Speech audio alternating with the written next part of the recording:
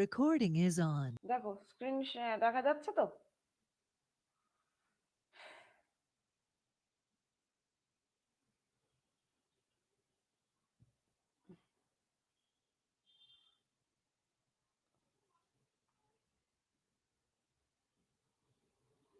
আচ্ছা, আজকে যেটা পড়াবো সেটা হচ্ছে 3.1 এ তোমাদের যে ইউনিট 3 আছে সেই স্ক্রিন ভিজিবল, স্ক্রিনটা ভিজিবল হচ্ছে?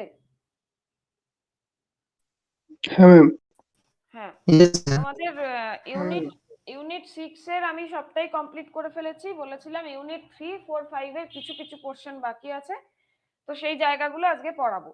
তো ইউনিট 3.1 এ দেখবে যে, একটা সেকেন্ড তোমাদের সিলেবাসটা একটু দেখিয়েই আমি স্টার্টটা করি।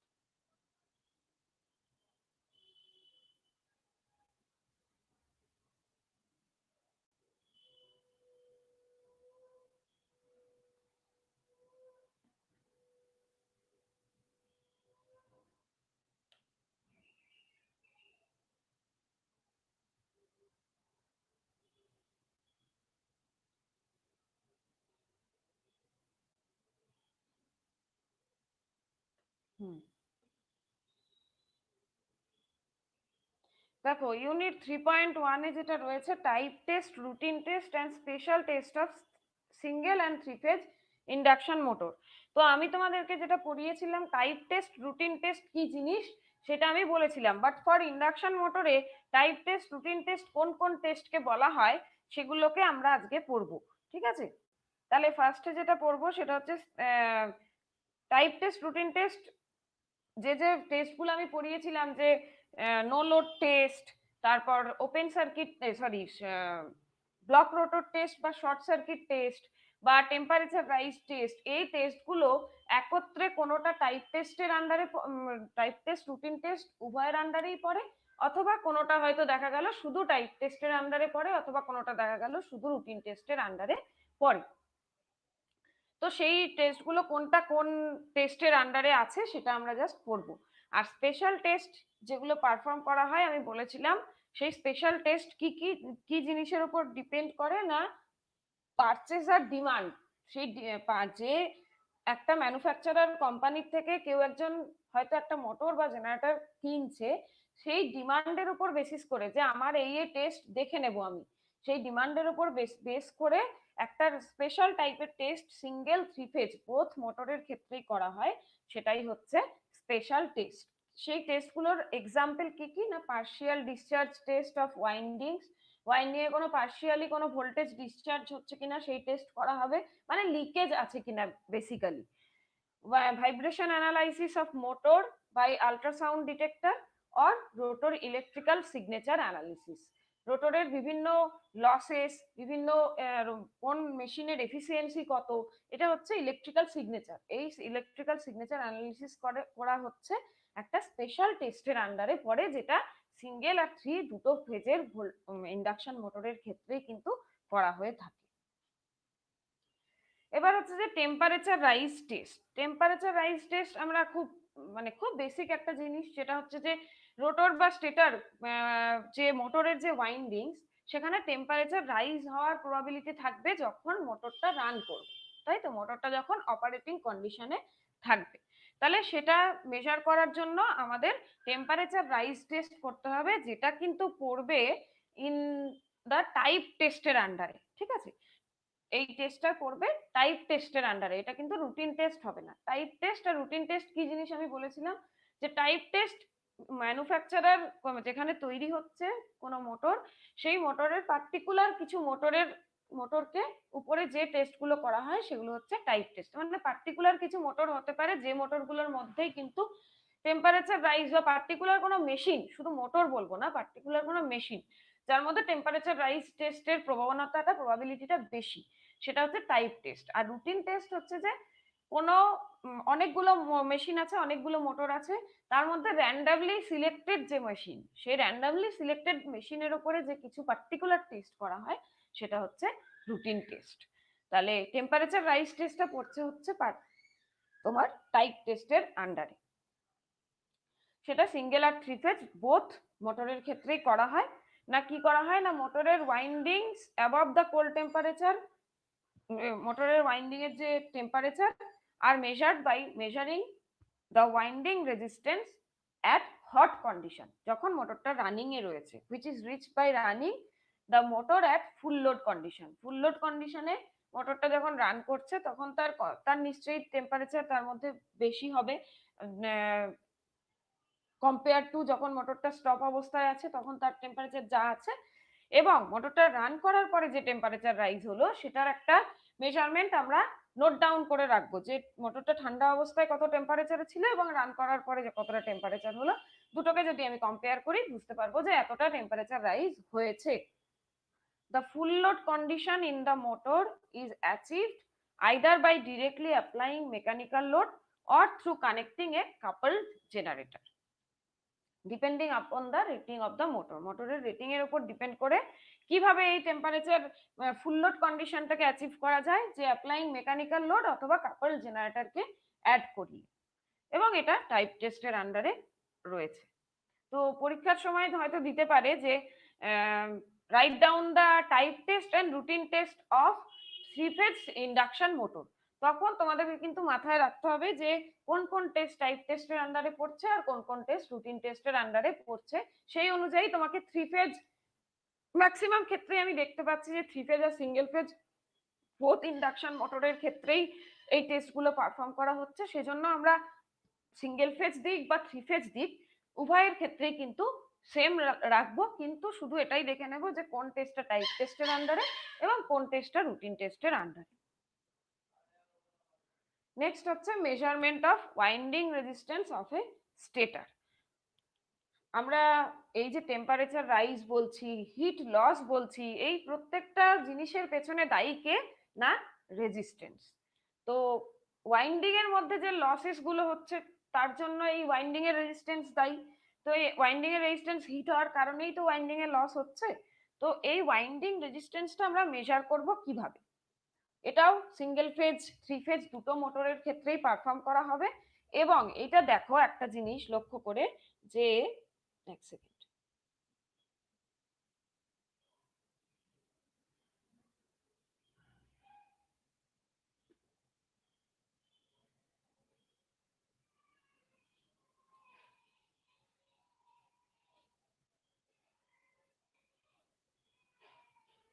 হ্যাঁ এটা একটা জিনিস লক্ষ্য করে দেখো যে এটা কিন্তু দুটো টেস্টের আন্ডারেই কিন্তু পড়ছে, টাইপ টেস্ট আর রুটিন টেস্ট, এই দুটো টেস্টের আন্ডারেই এই মেজারমেন্ট অফ ওয়াইন্ডিং রেজিস্ট্যান্সকে আমরা টেস্ট করব। তো আমরা প্রত্যেকেই জানি যে থ্রি ফেজ ইন্ডাকশন মোটরে তিনটে ফেজ থাকে আর ওয়াই বি। তো এই রেজিস্ট্যান্সটা কার কার মধ্যে টেস্ট করব, যে কোনো দুটো ফেজের মধ্যে, আর ওয়াই ওয়াই বি মানে রেড ইয়েলো, ইয়েলো ব্লু অথবা ব্লু রেড, এই তিনটে ফেজের মধ্যে রেজিস্ট্যান্স চেক করব। Or both starting and running winding in case of single phase induction motor. Single phase induction মোটরে তো আর ওয়াই বি থাকে না, সেখানে স্টার্টিং ওয়াইন্ডিং থাকে এবং রানিং ওয়াইন্ডিং থাকে। সেটা কিসের সাহায্যে আমরা প্রত্যেকেই জানি যে রেজিস্ট্যান্স মেজার করার জন্য আমাদের মাল্টিমিটার আছে, মাল্টিমিটার দিয়ে আমরা রেজিস্ট্যান্স মেজার করতে পারি। কিন্তু যদি আমাদের হাই রেজিস্ট্যান্স মেজার করতে হয় তখন কিন্তু আমাদের মেগার ইউজ করতে হবে। তো এখানে যেহেতু ওয়াইন্ডিং এর রেজিস্ট্যান্স মেজার করা, সেই জন্য মাল্টিমিটার অথবা ভোল্টমিটার অ্যামমিটার মেথডে আমরা রেজিস্ট্যান্স মেজার করব, এবং এটা দুটো টেস্টের আন্ডারেই পড়বে, both type test and routine test. Next হচ্ছে insulation resistance and polarisation index test of stator winding. এত টাইপিং মিস্টেক কিভাবে হয়েছে, এক second.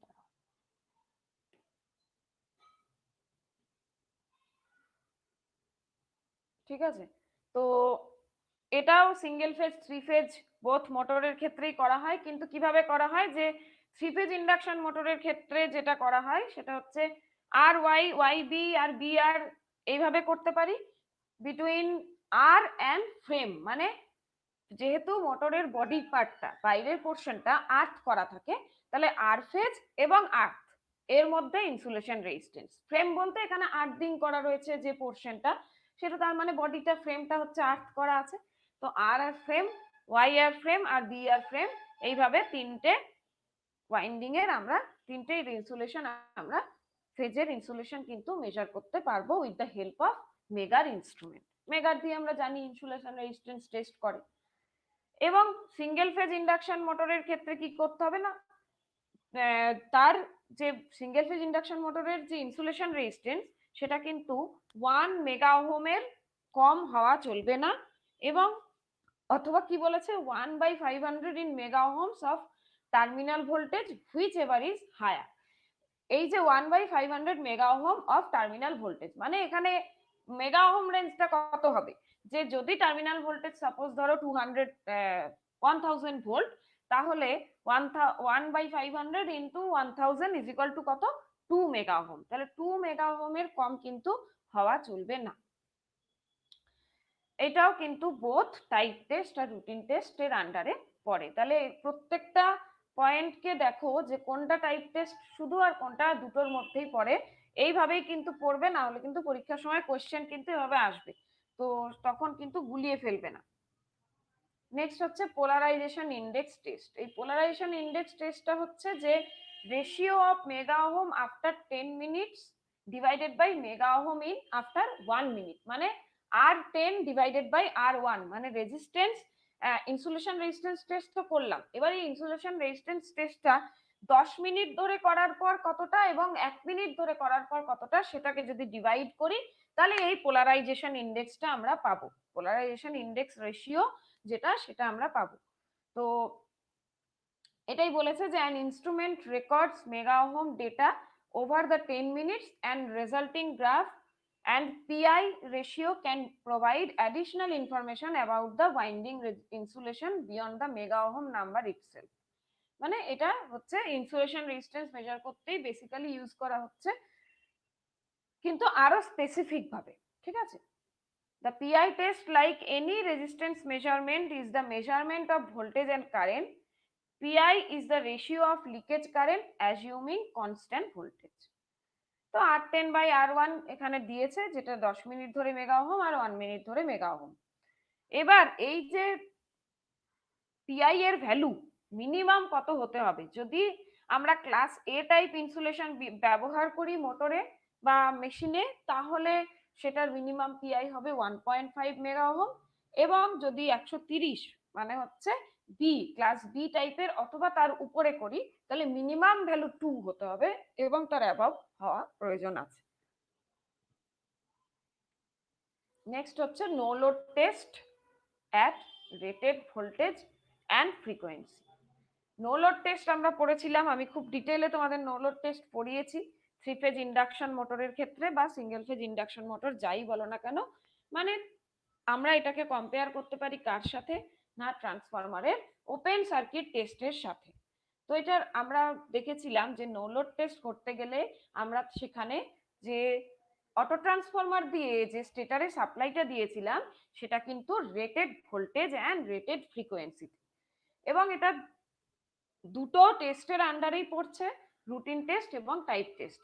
Obviously no load test আমরা ওপেন সার্কিট টেস্ট যেহেতু বলছি, সেখানে নো লোড যে লসেস মানে core loss of the motor আমরা কিন্তু ডিটারমাইন করতে পারবো এই লসের মাধ্যমে, এই টেস্টের মাধ্যমে। তো এটাও কিন্তু টাইপ টেস্ট আর রুটিন টেস্ট বোথ টেস্টের আন্ডারেই কিন্তু পড়ছে। নেক্সট হচ্ছে মেজারমেন্ট অফ স্লিপ। ইন্ডাকশন মোটরের স্লিপ একটা ভেরি ভেরি ইম্পর্টেন্ট টার্ম, যে যখন স্টেটার একটা সিনক্রোনাস স্পিড বা ভার্চুয়াল স্পিডে রোটেট করে, স্টেটার তো এমনিতে স্টেটার সেটা তো রোটেট করতে পারে না, বাট তার মধ্যে যে রোটেটিং ম্যাগনেটিক ফিল্ডটা ক্রিয়েট হয় সেটা হচ্ছে একটা ভার্চুয়াল রোটেটিং স্পিড, যেটাকে আমরা নাম দিয়েছিলাম এনএস বা সিনক্রোনাস স্পিড। আর রোটারের মধ্যে একটা স্পিড আছে, রোটার যেটা স্পিড অ্যাচিভ করে সেই স্পিডটাকে বলা হয় রোটর স্পিড, যেটা এনআর দিয়ে ডিনোট করি। এই দুটোর মধ্যে যে ডিফারেন্স সেটাকে বলা হয় স্লিপ স্পিড। তাহলে যদি কোনো মোটরের আমি সিনক্রোনাস স্পিড জেনে থাকি তাহলে তার স্লিপ আমি অবভিয়াসলি বের করতে পারবো, রোটরের স্পিড। তো এই speed of the induction motor can be measure through, সবাই জানি যে স্পিড মেজার করা হয় টেকোমিটার দিয়ে, গ্যালভানোমিটার দিয়ে, অথবা স্ট্রোবোস্কোপিক মেথড। এটার একটা সুন্দর ল্যাব আছে স্ট্রোবোস্কোপিক মেথডের, মোটরকে রান করিয়ে একটা তোমার লেজার টাইপের রে আছে, একটা টর্চ টাইপের, সেটাকে একটা ডিস্ক থাকে, যে ডিস্কটার মধ্যে ব্ল্যাক আর হোয়াইট ক্রস করে কালার করা থাকে, এবং সেই ডিস্কের উপরে যখন শ্যাফটের সাথে ওই ডিস্কটা লাগানো থাকে রোটরে, ঠিক আছে, যখন একটা রে ফেলা হয় সেই রেতে দেখা যায় যে একটা পোর্শনে গিয়ে মোটরটা স্টপ হয়ে গেছে, এবং সেই সময় স্পিডটাকে ক্যালকুলেট করা হয়, ঠিক আছে। এটা হচ্ছে স্ট্রোবোস্কোপিক মেথড। অ্যাকচুয়ালি মোটরটা স্টপ হয় না, ওই দাগটা একটা স্পেসিফিক জায়গায় আর কি স্টপ হয়। দুটো যে ক্রস করে দাগ দেওয়া থাকে, তোমরা যদি ল্যাবে যদি তোমাদের থেকে থাকে তো দেখতে পাবে, আমাদের কলেজের ল্যাবে ছিল, তো আমি দেখেছি। তোমরা মেশিন ল্যাব করেছো তো 4th সেমিস্টারে? মেশিন ল্যাবে দেখেছো কি স্ট্রোবোস্কোপিক কোনো ইয়ে আছে, তোমার কি বলে, ল্যাবরেটরি ইনস্ট্রুমেন্ট? না ম্যাম, দেখা হয়নি। আচ্ছা, যদি কখনো হায়ার স্টাডিতে যাও বা অন্য কোথাও কোনো ইন্ডাস্ট্রি বা ছোটখাটো কোথাও দেখতে পাবে, ইন্ডাস্ট্রিতে গেলে তো দেখে নেবে, বা যদি ইয়েতে তুমি কি বলে ইউটিউবে ভিডিও দেখে নিতে পারো। তো এটাও কিন্তু টাইপ টেস্ট আর রুটিন টেস্ট দুটো টেস্টের আন্ডারেই পড়ছে। স্লিপ বের করা আমরা প্রত্যেকেই জানি, তো স্লিপ আমাদের কিন্তু বের করতে গেলে স্পিডকে অবশ্যই জানতে হবে, এবং স্পিডটা আমরা এই যন্ত্রগুলোর মাধ্যমে আমরা ডিটারমাইন করতে পারব বা ক্যালকুলেট করতে পারব। ওপেন ম্যাক্সিমাম ক্ষেত্রেই আমরা দেখতে পাচ্ছি যে রুটিন টেস্ট আর টাইপ টেস্ট দুটো টেস্টের মধ্যেই কিন্তু সেই পার্টিকুলার টেস্টগুলো কিন্তু পড়ছে ম্যাক্সিমাম। এবার হচ্ছে open circuit voltage ratio test. এটা 3 ফেজ স্লিপ রিং ইন্ডাকশন মোটরে করা হয়, এটা সিঙ্গেল ফেজে করা হয় না। To check the balance of the 3 phase and also the turns ratio is checked. তো টার্নস রেশিও মানে হচ্ছে ওয়াইন্ডিং এর যে টার্ন রেশিও সেটা চেক করা হয়, এবং ব্যালেন্স 3 ফেজ, ব্যালেন্স 3 ফেজ বলতে যাতে যা তাদের তিনটে ফেজের ম্যাগনিটিউড এবং 120 ডিগ্রি অ্যাঙ্গেল যেন থাকে সেইটা হচ্ছে দেখা হয় এই ব্যালেন্স 3 ফেজে। তো এটাই হচ্ছে ভোল্টেজ রেশিও টেস্ট, এবং এটাও টাইপ টেস্ট রুটিন টেস্ট দুটোর আন্ডারেই পড়ে। নেক্সট হচ্ছে মোমেন্টারি ওভারলোড টেস্ট। এই মোমেন্টারি ওভারলোড টেস্ট দুটো মোটরের ক্ষেত্রেই করা হয়, এবং a momentary overload test is applied on the 3-phase or single phase induction motor after the heat run test. মানে টেম্পারেচার রাইজ যে হলো সেই টেস্ট হওয়ার পর, মানে রানিং কি বলবো, মোটরটা রান হওয়ার পরে যে রানিং কন্ডিশনে যে টেস্ট, সেই টেস্টটা করার পরে হচ্ছে যে এই আমাদের ওভারলোড মোমেন্টারি ওভারলোড টেস্ট করা হয়। কিভাবে না, for to provide full load continuous running is obtained. Full load যদি দেওয়া হয় এবং ওয়াইন্ডিং এর টেম্পারেচার সেই জায়গায় টেস্ট করে কন্টিনিউয়াসলি রানিং কন্ডিশনে টেম্পারেচার টেস্ট করে এই মোমেন্টারি ওভারলোড টেস্ট করা হয়। when these excess torque are applied for the specified duration, there should not take place an abrupt change in speed nor should the motor stop running। মানে access torque apply করে যখন full load একটা ফুল load কন্ডিশনে এলে এবং টেম্পারেচারটা stable হলো, সেই জায়গায় দাঁড়িয়ে যেন অ্যাব্রাপ্ট কোনো স্পিডের চেঞ্জও না হয় এবং কোনো মোটরটা হঠাৎ করে স্টপও না হয়ে যায়, সেটা যেন স্টেবল কন্ডিশনে থাকে। ফুল লোড অ্যাচিভ করার পরে তার স্পিডটা যেন স্টেবল কন্ডিশনে থাকে, সেটাই হচ্ছে তোমার মোমেন্টারি ওভারলোড টেস্ট, এবং এটা কিন্তু টাইপ টেস্টের আন্ডারে পড়ছে। কেউ কিছু বলছো?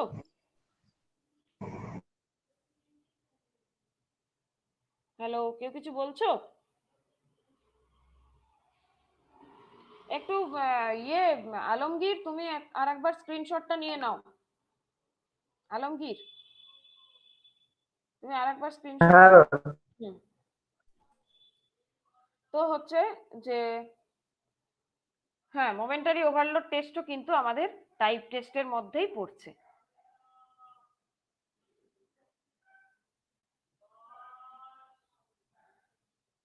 তো এটা হলো 3.1। নেক্সট আমি যেটা পড়াবো সেটা হচ্ছে 3.2, মানে যেখানে আমরা পড়েছিলাম যে ব্রেকডাউন মেনটেন্যান্স, প্রিভেন্টিভ মেনটেন্যান্স, ঠিক আছে, সেই জায়গাটা আমরা দেখবো যে ইন্ডাকশন মোটরের ক্ষেত্রে কি কি হয়।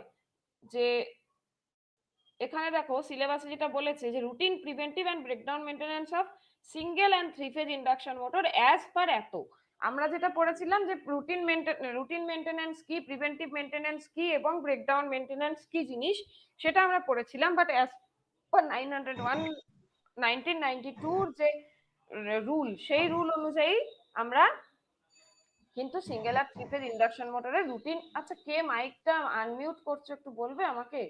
কিছু বলবে কি কেউ? পড়ার ক্লাসের মধ্যে ভাবে ডিস্টার্ব করো না। কারোর কিছু বক্তব্য আছে কি? তাহলে বলো।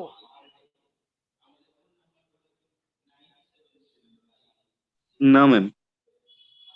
হ্যাঁ, তো যেটা আমরা দেখছিলাম যে এই এই রুল অনুযায়ী আমরা প্রিভেন্টিভ আর রুটিন মেনটেনেন্স সিঙ্গেল আর থ্রি ফেজের ইন্ডাকশন মোটরের কি কি টেস্ট করা হয় on daily basis, on monthly basis, on yearly basis, on half yearly basis, তো সেগুলো আমরা দেখব। তো তোমাদের আমি যে নোটসটা দিয়েছিলাম সেটা general preventive routine maintenance, but induction মোটরের ক্ষেত্রে কি হয় সেটা আমরা একটু দেখে নিই।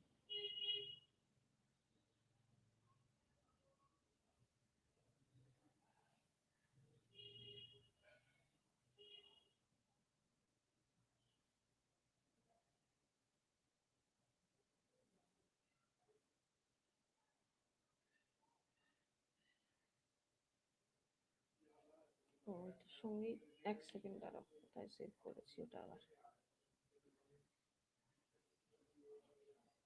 ব্রেকডাউন মেনটেন্যান্স,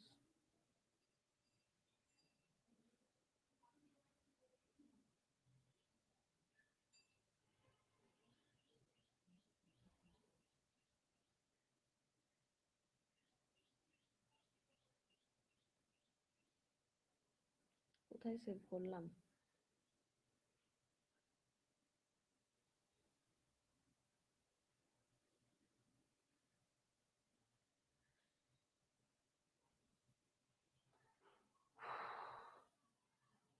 একটা মিনিট দাঁড়াও, এটা